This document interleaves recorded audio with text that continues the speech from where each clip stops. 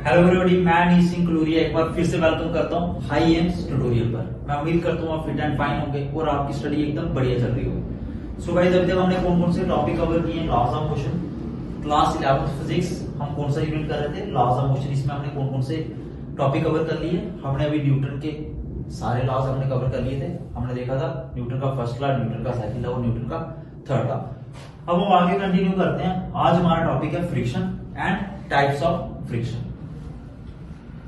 सबसे पहले अगर मैं फ्रिक्शन की बात करूं, फ्रिक्शन क्या होता है हमारे पास? आपको स्टेटमेंट इसकी दिख रही होगी। इसकी जो डेफिनेशन है हमारे फ्रिक्शन की, अपोजिंग फोर्स। हमारा फ्रिक्शन क्या होती है? Opposing force that comes into play when one body actually moves और even tries to moves on the surface of other body. तो फ्रिक्शन हमारे पास क्या होती है? अपोजिंग फोर्स होती है when one body actually moves और tries to moves over the surface of other body. मतलब अगर मेरे पास दो बॉडी कांटेक्ट में है, मान के चलो एक बॉडी मेरे पास ये और दूसरी बॉडी मेरे पास ये है, तो फ्रिक्शन क्या होती है? जब एक बॉडी दूसरे बॉडी के ऊपर मूव कर रही हो और ट्राई कर रही हो कि वो मूव करेगी, तब मेरे पास जो अपोजिंग फोर्स लगती है तो वो मेरे पास क्या होती है? फ्रिक्शन होती है। और फ्रिक्शन क्या होती है? मेरे पास एक कंटैक्ट फोर्स होती है। जब दो बॉडी कंटैक्ट में आती है तब मेरे पास फ्रिक्शन लगती है। आपको और क्लियर होगा फ्रिक्शन अभी अगर हम इसके टाइप्स देखेंगे। सबसे पहले अगर मैं बात करूं फ्रिक्शन के टाइप्स, तो फ्रिक्शन के टाइप्स मेरे पास कौन कौन से होते हैं? अच्छा, मैं आपको फ्रिक्शन की अगर एग्जांपल बता दूं तो जैसे क्रिकेट प्लेयर है, वो जो क्रिकेट प्लेयर होता है तो जब शॉट मारता है तो बॉल जो बाउंड्री की तरफ जाती है, कभी कभी जो बॉल बाउंड्री की तरफ मूव कर रही है ना तो रुक जाती है बॉल। किसकी वजह से रुकती है? वो फ्रिक्शन की वजह से रुकती है, क्योंकि जो मेरी बॉल है वो किसके कंटेक्ट में है? वो ग्राउंड के कंटेक्ट में होती है, तो अपोजिंग फोर्स लगती है, उसको रोक देती है। अब मैं अगर बात करूं मेरे पास टाइप्स ऑफ फ्रिक्शन कौन कौन से टाइप्स ऑफ फ्रिक्शन होती है? एक मेरे पास होती है स्टैटिक फ्रिक्शन, एक होती है मेरे पास लिमिटिंग फ्रिक्शन और एक होती है मेरे पास काइनेटिक फ्रिक्शन। हमारे पास ये सबसे इंपॉर्टेंट टाइप्स है फ्रिक्शन की। वैसे हमारे पास और भी फ्रिक्शंस होती हैं, स्लाइडिंग फ्रिक्शन भी होती है, रोलिंग फ्रिक्शन भी होती है। अब मैं बात करता हूँ स्टैटिक फ्रिक्शन की। स्टैटिक फ्रिक्शन क्या होती है? जब दो ऑब्जेक्ट के बीच में, ये ऐसी स्टैटिक फ्रिक्शन मेरे पास ऐसी फ्रिक्शन जब दो बॉडी मेरे कंटैक्ट में तो होती हैं लेकिन उनके बीच में रिलेटिव मोशन नहीं होता। रिलेटिव मोशन का मतलब होता है कि अगर जो दोनों बॉडीज हैं, आपको पता है कि रिलेटिव मोशन क्या होता है? मैं पहले क्लियर कर देता हूं। रिलेटिव मोशन का मतलब होता है, रिलेटिव मोशन मेरा तभी होगा जब मान के लो मेरे पास दो ऑब्जेक्ट हैं, एक ऑब्जेक्ट ये और एक ऑब्जेक्ट ये। इन दोनों के बीच में रिलेटिव मोशन तब होगा अगर ये वाला ऑब्जेक्ट मूव कर रहा होगा इसके रिस्पेक्ट और ये वाला ऑब्जेक्ट स्टेशनरी होगा। ऐसा भी हो सकता है ये वाला ऑब्जेक्ट मेरा स्टेशनरी और ये वाला ऑब्जेक्ट मूव कर रहा है, और मतलब एक ऑब्जेक्ट आपका मूव करना चाहिए, दूसरा स्टेशनरी होना चाहिए। अगर ये वाला मूव कर रहा है दूसरा, और ऐसा भी हो सकता है कि दोनों ऑब्जेक्ट मूव कर रहे हैं लेकिन दोनों की स्पीड जो होनी चाहिए वो क्या होनी चाहिए? वो डिफरेंट होनी चाहिए। ऐसा नहीं कि दोनों सेम स्पीड से मूव कर रहे हैं। तो होपफुली आपको रिलेटिव मोशन का मतलब पता चल गया। अब मेरे पास स्टैटिक फ्रिक्शन क्या होता है? स्टैटिक फ्रिक्शन होता है जब दो ऑब्जेक्ट में कोई भी रिलेटिव मोशन नहीं होगा, मतलब दोनों ऑब्जेक्ट जो होंगे वो मूव नहीं कर रहे होंगे। तो मतलब इसमें स्टैटिक फ्रिक्शन क्या होता है? मेरे पास ऐसा फ्रिक्शन जब जो मोशन है ऑब्जेक्ट का, दोनों ऑब्जेक्ट उनमें मोशन नहीं हो रहा होगा, तो वो मेरे पास क्या होता है? Static friction. अब मैं अगर बात करता हूं लिमिटिंग फ्रिक्शन की। लिमिटिंग फ्रिक्शन क्या होता है? मैंने लिखा हुआ maximum value of static friction. मतलब अब मेरे पास यहाँ पे क्या होगा? जब जो मेरा ऑब्जेक्ट है वो at the verge of its motion होगा, मतलब वो मूव करने वाला होगा। आपने देखा स्टैटिक फ्रिक्शन क्या होता है? जब हमारे पास कोई भी रिलेटिव मोशन नहीं होता। अब जो स्टैटिक फ्रिक्शन की मैक्सिमम वैल्यू होगी, मैक्सिमम वैल्यू मतलब जब वो ऑब्जेक्ट मूव करने वाला होगा। जैसे आप गाड़ी में बैठते हैं तो गाड़ी में पहले बैठोगे आप, फिर जैसे ही गाड़ी स्टार्ट होने वाली होती है उस टाइम पे at the verge of its motion, उसको क्या बोलते हैं? Limiting friction. और ये क्या होती है? Maximum value of static friction होती है। होपफुली आप कनेक्ट कर पाए होंगे। उसके बाद मैं क्या बात करूंगा आगे? काइनेटिक फ्रिक्शन की। काइनेटिक फ्रिक्शन मेरे पास क्या होता है? जब मेरा ऑब्जेक्ट मोशन में आ जाता है। जैसे आपने देखा लिमिटिंग फ्रिक्शन क्या होता है? Maximum value of static friction at the verge of its motion, मतलब स्टार्ट होने वाला होता है। और जब काइनेटिक फ्रिक्शन होता है जब गाड़ी मेरी धीरे धीरे चलना शुरू होगी, उसके बाद मेरे पास कौन सी फ्रिक्शन आ जाती है? Kinetic friction. होपफुली आप कनेक्ट कर पाए होंगे। अब काइनेटिक फ्रिक्शन, अब आपको पता है अब काइनेटिक फ्रिक्शन जो मेरे पास होगा, अब गाड़ी मेरी अगर चलना स्टार्ट होगी तो फ्रिक्शन कम हो जाएगा। मेरे पास जो लिमिटिंग फ्रिक्शन होता है या आप बोल सकते हो काइनेटिक फ्रिक्शन होता है, इसको अगर मैं एफ के से लिख रहा हूं, ये हमेशा मेरे पास क्या होगा? कम होगा। किससे? लिमिटिंग फ्रिक्शन से। ये मेरे पास लिमिटिंग फ्रिक्शन से कम होगा। ये मेरे पास काइनेटिक फ्रिक्शन होगा ये हमेशा लिमिटिंग फ्रिक्शन से कम होगा। सो गाइस मैं उम्मीद करता हूँ कि आपको फ्रिक्शन के जितने भी टाइप्स हैं ये अच्छे से क्लियर हुए होंगे। अब हम आगे बात करेंगे एंगल ऑफ फ्रिक्शन की, कोएफिशिएंट ऑफ फ्रिक्शन की, उसके बाद हम बात करेंगे एंगल ऑफ रिपोज की और एंगल ऑफ स्लाइडिंग की।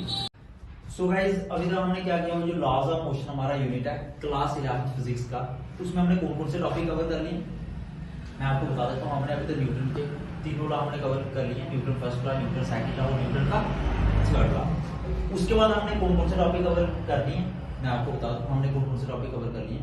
उसके बाद हमने न्यूटन के तीनों लॉ कवर कर लिए। उसके बाद हमने फ्रिक्शन कवर किया था, फ्रिक्शन के टाइप्स हमने अभी देखे। और मैं आपको बता दूं, अगर अभी तक आपने अगर हमारे ये जो थर्ड यूनिट है अगर शुरू से आप इसको नहीं देखते हैं, इट्स नेवर टू लेट, अभी भी आपके पास चांस है, अभी भी आप देख सकते हैं और अपने कंसेप्ट क्लियर कर सकते हैं। और ये वीडियो आपको तभी समझ आएगी अगर आपने पिछले लेक्चर अच्छे से देखे होंगे। सो गाइस और साथ में मैं आपको बता दूं, अगर हमारी वीडियोस आपको अच्छी लगती हैं तो हमारे चैनल को एक बार लाइक, शेयर और सब्सक्राइब जरूर कर लेना।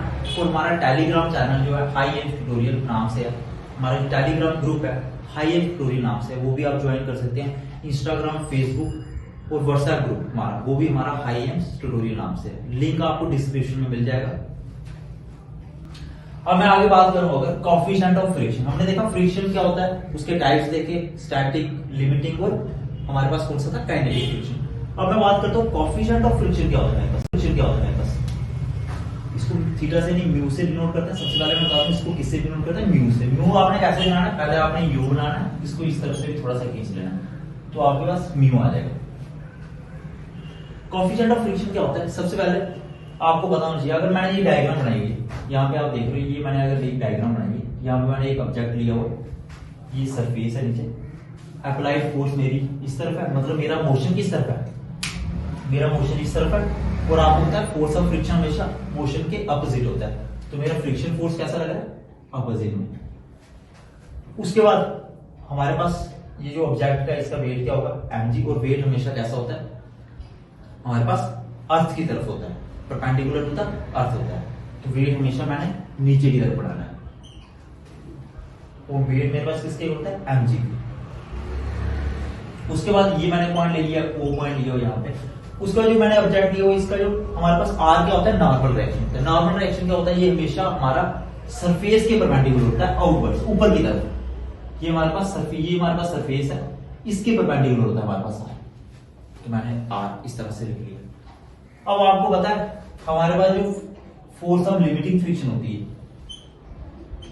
ये आर के डायरेक्टली प्रोपोर्शनल होती है लॉज ऑफ लिमिटिंग फ्रिक्शन से, वो टॉपिक हम डिस्कस करेंगे आगे। हमारे पास जो फोर्स ऑफ लिमिटिंग फ्रिक्शन होती है ये किसके डायरेक्टली प्रोपोर्शनल होती है, नॉर्मल डायरेक्शन के। ये आर मेरे पास नॉर्मल डायरेक्शन है, और फोर्स ऑफ लिमिटिंग फ्रिक्शन आपको पता है maximum value of static friction होती है। और जब आप डायरेक्टली प्रोपोर्शनल को हटाओगे यहां से, जब आप यहां से, अब जब डायरेक्टली प्रोपोर्शनल हटता है तो मेरे पास यहाँ पे एक कांस्टेंट लगेगा म्यू, इसको हम बोलेंगे म्यू। ये कांस्टेंट क्या होगा मेरे पास, ये कांस्टेंट मेरा कोएफिशिएंट ऑफ फ्रिक्शन होगा, मैंने ऑलरेडी आपको बता दिया। तो ये म्यू किसके इक्वल हो जाएगा, फिर आर को अगर मैं वहां पे भेज दूं तो म्यू किसके इक्वल हो गया, एफ अपॉन आर के। तो यहां से आप कोएफिशिएंट ऑफ फ्रिक्शन को डिफाइन कर सकते हैं। Coefficient of friction is defined as the ratio between force and normal direction. जो फोर्स और नॉर्मल रिएक्शन के बीच की जो मेरे पास रेशियो है, जो फोर्स ऑफ लिमिटिंग फ्रिक्शन और नॉर्मल रिएक्शन के बीच की जो मेरे पास रेशियो है, उसको बोलते हैं कोएफिशिएंट ऑफ फ्रिक्शन। काफी छोटा सा कंसेप्ट था इसका, लेकिन काफी यूजफुल रहेगा आगे। अब मैं बात करता हूं एंगल ऑफ फ्रिक्शन की। अब एंगल ऑफ फ्रिक्शन मेरे पास क्या होता है, अब अगर आप डायग्राम देख रहे हो, इस डायग्राम पे एक बार आ जाओ, यहाँ पे आप देखना, यहाँ पे जो मेरे पास ये एंगल दिख रहा है आपको थीटा, थीटा से जोड़ के, ये किस किस के बीच में एंगल बन रहा है, ये जो आपके पास फोर्स ऑफ लिमिटिंग फ्रिक्शन है, ये जो आपके पास फ्रिक्शनल फोर्स है, और जो नॉर्मल डायरेक्शन है, इन दोनों का जो रिजल्टेंट है मेरे पास वो ये है। ये जो हमारे पास लिमिटिंग फ्रिक्शन है और ये आपके पास नॉर्मल डायरेक्शन, इन दोनों का रिजल्टेंट कौन है, ये मेरे पास बीच में जो ऐसे आपको दिख रहा है डायगोनली, ये मेरे पास इन दोनों का रिजल्टेंट है। तो एंगल ऑफ फ्रिक्शन मेरे पास क्या होता है, आप देख रहे हो ये एंगल होता है, आप देख रहे हो ये एंगल किस किस के बीच में बन रहा है, किस किस के बीच में बन रहा है, इस नॉर्मल रिएक्शन की और इस रिजल्टेंट की। The angle between the resultant of frictional force या force of limiting friction and normal reaction, हमारे पास क्या होता है, ये थीटा किसके बीच का एंगल होता है हमारे पास, जो फोर्स ऑफ रिलेटिव फ्रिक्शन और नॉर्मल रिएक्शन का रिजल्टेंट है उसके बीच का, और नॉर्मल रिएक्शन के बीच का, नॉर्मल रिएक्शन और रिजल्टेंट के बीच का जो एंगल होता है इसको क्या बोलते हैं, एंगल ऑफ फ्रिक्शन। होपफुली आप कनेक्ट कर पाए होंगे। अब आगे मैं बात करूं relation between mu and theta. आपको पता है म्यू क्या होता है आपके पास, कोएफिशिएंट ऑफ फ्रिक्शन, और थीटा क्या होता है आपके पास, एंगल ऑफ फ्रिक्शन। अब मुझे देखना है थीटा, ये थीटा और ये म्यू, कोएफिशिएंट ऑफ फ्रिक्शन और एंगल ऑफ फ्रिक्शन के बीच में मुझे रिलेशन देखना है। सबसे पहले अगर मैं इस ट्रायंगल पे आ जाऊं, इन ट्रायंगल, अगर आप इस ट्रायंगल पे आ जाओ एओसी ट्रायंगल, अगर यहां पे मैं आपको बोलता हूं, अगर आप tan थीटा की वैल्यू निकालो यहां से, आपको पता है tan थीटा किसके इक्वल होता है, परपेंडिकुलर पर बेस के। अगर आप बेसिक ट्रिग्नोमेट्री देखना चाहते हो, अगर आप बेसिक ट्रिग्नोमेट्री की लेक्चर देखना चाहते हो, वो भी मैंने इस चैनल पे मैंने अपलोड कर दी वीडियो, एक्चुअली वो सारे मैंने उस पर डिस्कस करनी है, एक बार जरूर वो एक बार आप देख लेना। tan थीटा किसके इक्वल होता है, परपेंडिकुलर पर बेस के।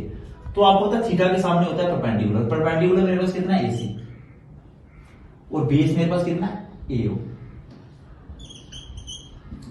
और आपको पता है AC जो है ना आपका, ये जो मेरे पास AC है, और यहां आप इधर देख सकते हो, ये मेरे पास यहाँ पे मैंने O पॉइंट लिया, यहाँ पे आप B पॉइंट ले लो, ये आपके पास क्या है OB। जितना आपके पास AC है उतने आपके पास क्या OB है, और ये OB को कौन सा, OB साइड को कौन सा वेक्टर रिप्रेजेंट कर रहा है, ये F।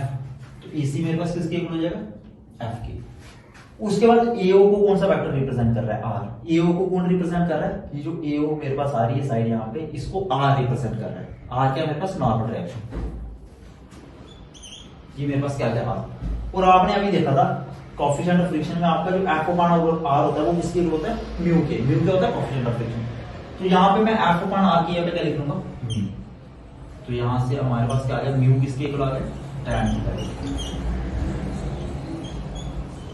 तो आपने देखा जो मेरे पास कोएफिशिएंट ऑफ फ्रिक्शन होता है और जो एंगल ऑफ फ्रिक्शन होता है, इन दोनों के बीच में क्या रिलेशन होता है, mu equals to tan theta. और जो हमारे पास ये जो थीटा होता है, ये जो हमारे पास एंगल ऑफ फ्रिक्शन होता है, एंगल ऑफ फ्रिक्शन होता है किस पे डिपेंड करता है, ये material of the surface in contact और nature of the surface in contact. Material of the surface in contact और nature of the surface in contact. Material मतलब जो हमारी सरफेसेस है वो किस मटेरियल से बनी हुई है उस पे डिपेंड करता है, और नेचर मतलब जो हमारा मटेरियल है उसका नेचर कैसा है, वो रफ है कि स्मूथ है। सो गाइस, मैं उम्मीद करता हूँ आपको आज का सेशन काफी पसंद आया होगा। एक बार मैं फिर से बता दूं, ये अगर आपने इसके शुरू से हमारा जो लॉज ऑफ मोशन चल रहा है, इट्स नेवर टू लेट, अभी भी आपके पास टाइम है, अभी भी ज्यादा देर नहीं हुआ है।